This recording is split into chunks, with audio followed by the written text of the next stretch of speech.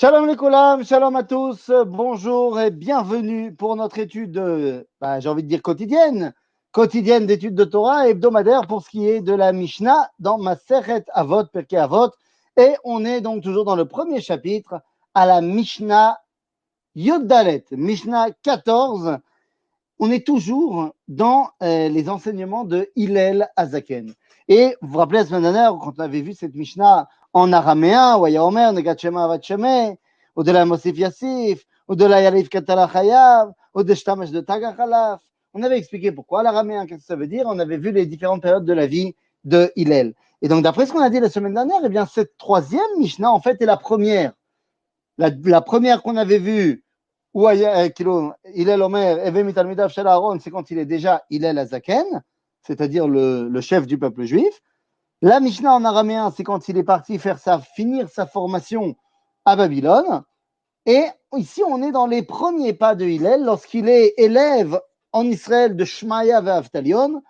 Et c'est là qu'il va nous enseigner cette base. On a dit que c'est la première étape de son enseignement, la première étape de sa vie. Et donc, c'est tout à fait normal qu'il passe par les bases. Et alors, c'est quoi les bases? Eh bien, allons-y. Hu aya Omer. Hu aya Omer, im ein ani li, mi li. וכשאני לעצמי, מה אני?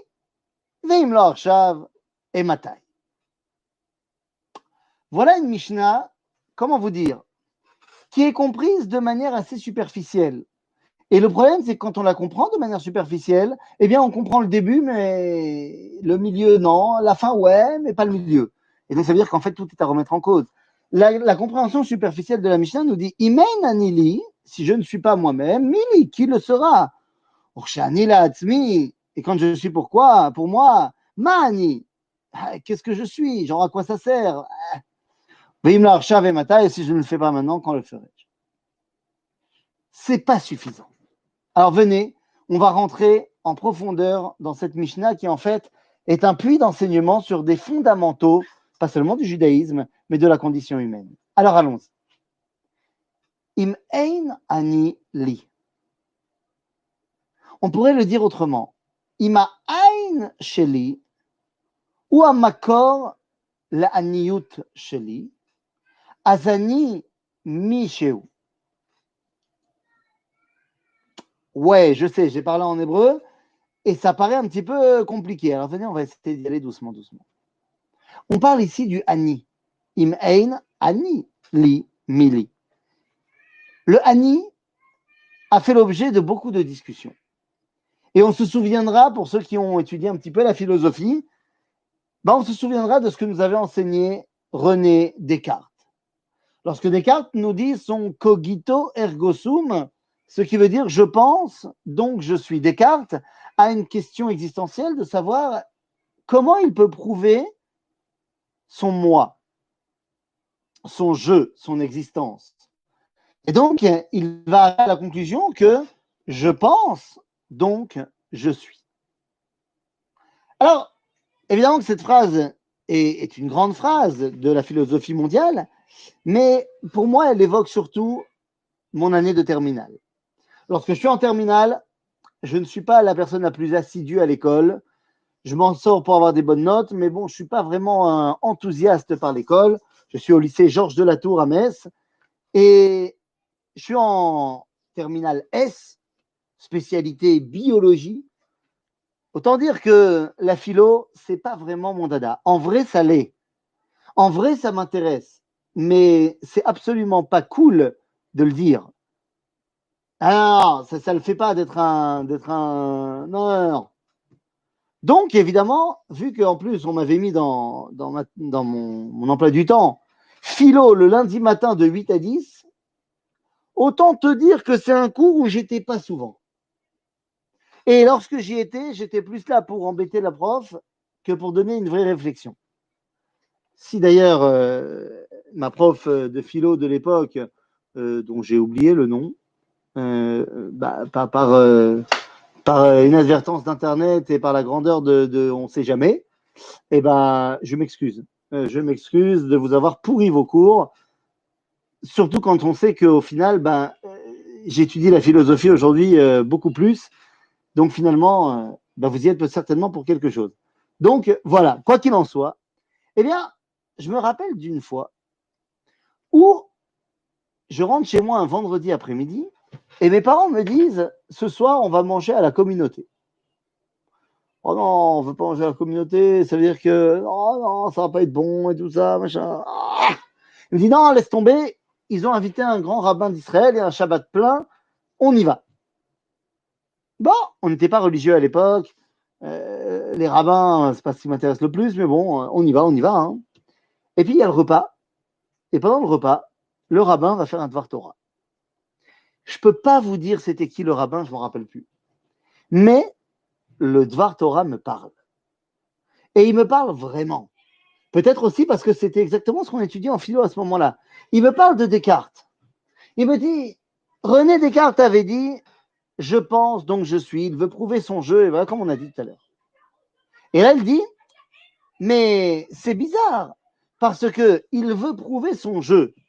Et le problème, c'est que pour le prouver, il l'utilise. Il dit, je pense, donc je suis. Mais le jeu de je pense, il ne l'a toujours pas prouvé. Là, je me dis, mais c'est pas idiot ce qu'il dit là. Et il va citer un enseignement du Rav Kook. Évidemment, je ne savais pas qui était le Rav Kook à l'époque.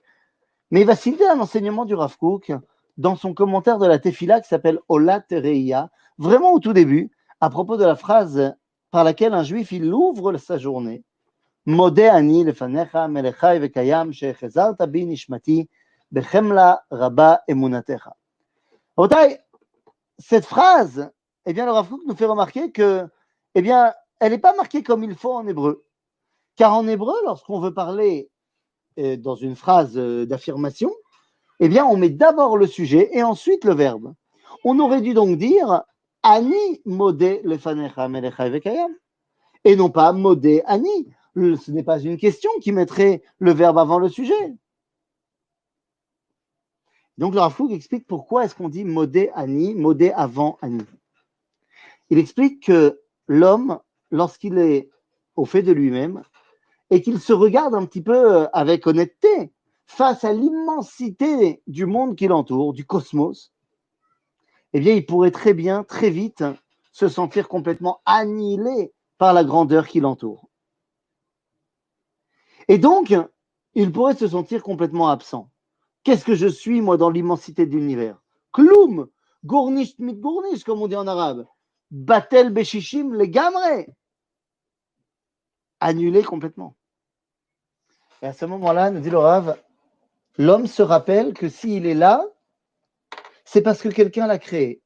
De la même façon que quelqu'un a créé les chutes du Niagara, a créé le Grand Canyon, a créé l'Amazone et a créé les planètes, les galaxies et tout ça. C'est-à-dire que le même qui a créé le système solaire a pensé à moi. Ça me remplit d'une joie profonde et surtout d'une grandeur énorme, puisque je me rends compte finalement que celui qui a voulu que le monde soit, il a voulu également que moi je sois. Et donc, face aux chutes du Niagara qui m'engloutissent complètement, j'ai une place. En d'autres termes, modé, c'est parce que je suis reconnaissant, c'est reconnais-je. C'est parce que reconnaissant d'abord que quelqu'un m'a donné la vie, que cette vie prend une véritable importance et incidence et que je peux dire Sameach lomar bepe malé Ani. C'est-à-dire que parce que modé, alors Ani. C'est parce que j'ai conscience de la grandeur du Créateur et que donc dans sa toute grandeur, il m'a créé moi, eh bien que je peux dire je. Qu'est-ce que ça veut dire dans notre Mishnah? Eh bien, ça veut dire que mon existence, elle me provient de Ensof. Elle me provient de Aïn. J'ai été créé comme le monde d'ailleurs, Yesh, mais Aïn. Il n'y avait rien et maintenant il y a. En d'autres termes, mon existence ne vient pas seulement de papa et maman. Elle ne vient pas seulement de, eh bien, on va dire, les fluctuations naturelles qui ont fait qu'à un moment donné, je suis là. Et là, ça vient de celui qui a créé le monde. La reine, c'est pour cela que je peux me permettre de dire Ani. Pourquoi? Parce que ce Ani vient du Aïn. vient de l'origine même de l'existence. Donc, nous dit Hillel, im ain ani, alors li. Im ain ani li, azmi li. Qu'est-ce que cela veut dire? Maintenant que j'ai compris que mon identité me provient de l'origine, me provient du Ensof, me provient d'Akadosh Baruch Hu, eh bien maintenant je peux enfin comprendre que mon identité c'est mi. Mi chez où? Mi chez où? C'est quelqu'un et non pas quelque chose. Car le quelque chose est fini. Quelle que soit la chose, elle est finie. Alors que l'identité du quelqu'un est infinie. Pourquoi elle est infinie? Parce qu'elle est, d'après le judaïsme, le reflet du divin. J'ai été créé à l'image de Dieu. J'ai une part en moi qui fait le lien avec l'infini. Ce n'est que parce que Aïn ou Amakor chez la Ani, Az mi li. Vous savez, c'est la grande marloquette qu'il y avait entre le petit prince et les adultes. En fait, le narrateur du Petit Prince de Saint-Exupéry, donc en fait Saint-Exupéry lui-même, Antoine, de son petit nom, eh bien, dit quelque chose d'assez incroyable au début du livre. Il dit, voilà, je vais t'expliquer c'est quoi la différence entre les adultes et les enfants. Les adultes qui comprennent rien et les enfants qui comprennent tout. Lorsqu'un enfant, il dit à des adultes, j'ai un très bon ami. D'ailleurs, mon ami, je le connais bien. Il aime les papillons, il aime les fleurs, il aime les glaces et il a les yeux bleus. Un sourire charmant. Ça, c'est mon ami. Eh bien, les adultes lui répondront où il habite, combien son père gagne, combien il pèse, combien il mesure. En hébreu, on dirait les questions des adultes, c'est ma miktoa shel abba, ma godel, ma gova, ma ktovet megurim. En d'autres termes, les questions des adultes sont des questions de ma, d'objet, et non pas de subjet, de sujet en français. Il y a object et subject. En d'autres termes, le petit prince, lui, dit que quand il parle de son ami, il ne pose que des questions qui sont des questions de qui et non pas de quoi. Ima ain ou amakor shel ani azmi li. Si je prends ma source dans l'origine de celui qui a créé le monde, qui est une personne qui me parle, évidemment pas une personne entre guillemets bien sûr, mais qui est une identité qui me parle, alors moi aussi je suis quelqu'un. Et alors là on te dit Urshani la atzmi ma ani. Mais lorsque je ne m'occupe que de moi, c'est-à-dire de ma dimension finie, alors ani ma, je ne suis plus mi, je suis ma.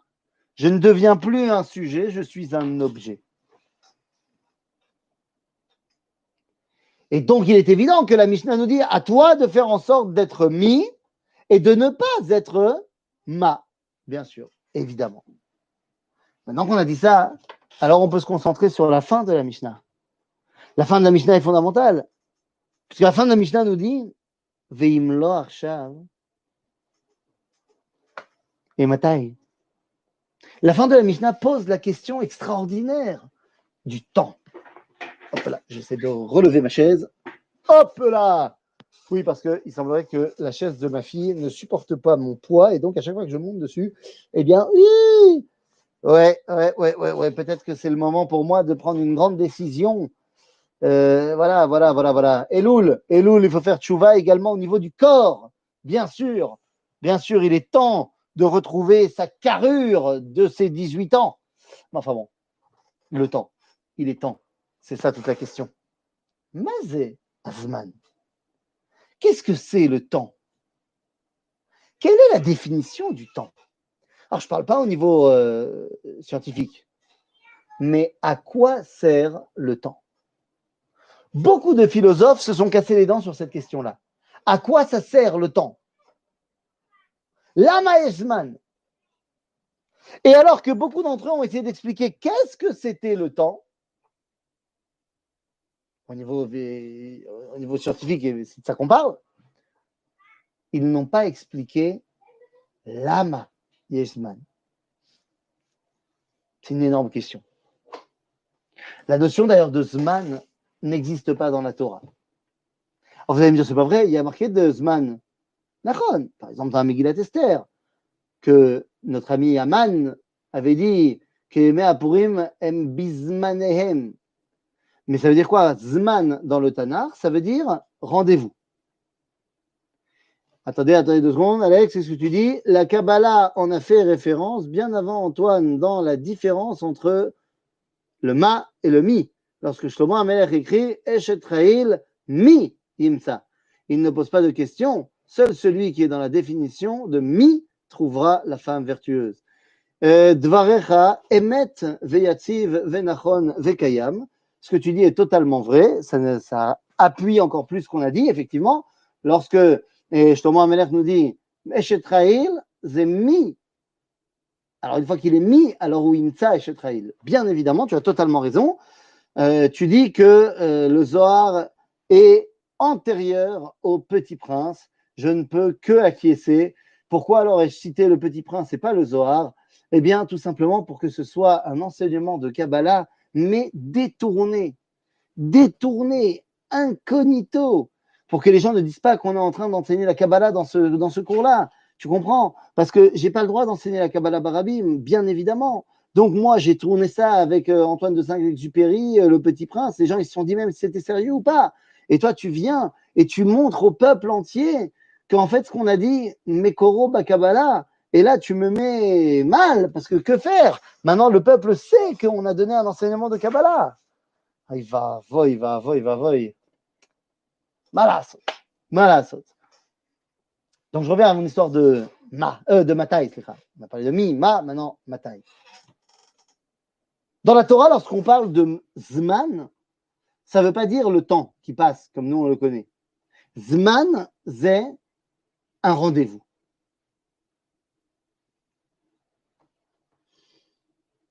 Quand on veut parler du Zman dans la Torah, on utilise un autre mot. Cet autre mot, il s'appelle Rachamim.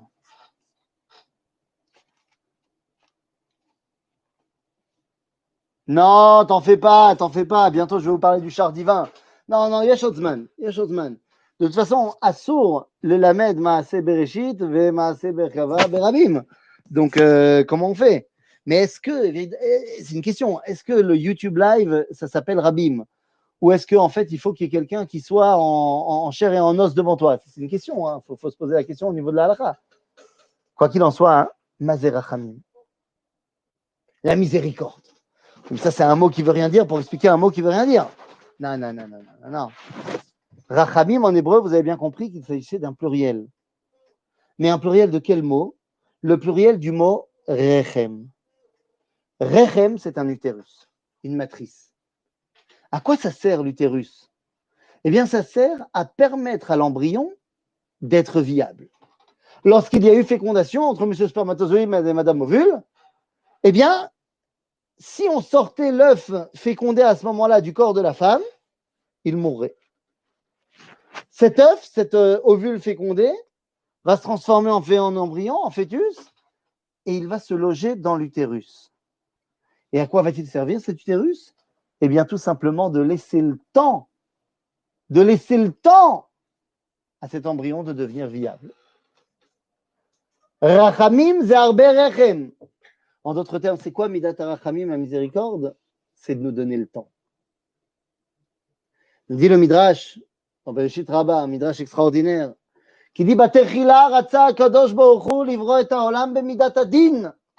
Au départ, Akadosh Baruch Hu voulait créer le monde par l'attribut de rigueur, midat adin.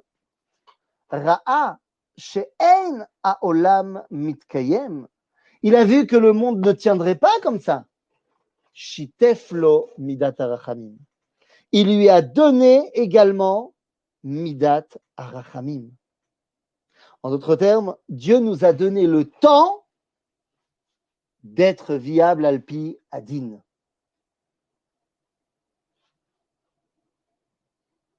Tu dis, c'est mieux encore YouTube? D'un cours en live, tu as un public de 50 personnes en moyenne, alors que quelques centaines écoutent tes vidéos. Quelles écoutes! Eh bien, écoute, mon ami, je ne saurais que te dire. C'est vrai ce que tu dis au niveau Miss Paris. Bien sûr que c'est vrai. Mais on ne m'enlèvera pas de l'idée, et je suis un fervent défenseur du cours en chair et en os, malgré toute la période qu'on a passée, Corona, machin, et que le Zoom et que le YouTube a sauvé énormément de gens, et nous en premier, les enseignants. Ça ne remplacera jamais la profondeur d'une compréhension quand on est mamash, panim el panim. Donc c'est sûr que c'est mieux que rien, mais c'est sûr également que c'est pas l'idéal. Quoi qu'il en soit, Rabotai, on a compris ce que c'était le Zman.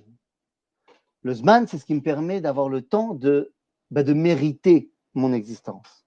La reine dit Hillel, après avoir expliqué que je permets d'avoir une existence parce que je viens de celui qui a créé le monde, et que donc parce que je viens de celui qui a créé le monde, Ani Mishéou, et donc lorsque je redeviens Machéou, Azani Losh avec Loum, la reine sait quand que je dois redevenir Mishéou, Vimlor Shav et Matai. C'est à moi maintenant de commencer à expliquer que je dois être celui que je dois être. C'est ce que dit tout simplement Moshe Rabbeinu. Moshe Rabbeinu, juste avant de mourir, qu'est-ce qu'il nous dit? Il dit Va'atem advekim ba'Hashem Elohechem chaim kulchem hayom. Qu'est-ce que ça veut dire? Va'atem advekim Elohechem ba'Hashem Elohechem, slicha. Lorsque les Bnei Israël, Moshe leur a parlé de Va'atem advekim, les Bnei Israël ont dit ouh là là, il nous parle de dvekout, c'est super compliqué de s'attacher complètement. Il ne doit certainement pas parler d'une dvekout profonde. Ça doit être une dvekout dans quelque chose de très proche. Non, non, non. Ve'atem advekim ba'Hashem Elohechem. Dvekout ba'Hashem. Ça, c'est certainement une fois que j'aurai passé 120 ans et que je serai là-haut. Non, non, non, non, non. Ve'atem advekim ba'Hashem Elohechem. Chaim. Incroyable. On peut arriver ici à être dvekim ba'Hashem. Bon, ça doit être certainement Yechidei Sgula. Non, ואתם הדבקים בהשם אלוהיכם, חיים כולכם. Waouh, כולכם. Bon, bah, alors moi, si ça me touche, ça doit être certainement quand j'aurai 50 ans et que, que moi, je serai à un certain niveau et que. C'est-à-dire, il y aura un moment donné où j'aurai compris, mais pas maintenant. Non, on te dit, non, ואתם הדבקים בהשם אלוהיכם, חיים כולכם, היום, עכשיו. Il faut que tu prennes sur toi de devenir maintenant cette identité que Akadosh Baruch Hu a mis en place pour lui, pour le monde. Et donc, va t'aimer, à bientôt les amis.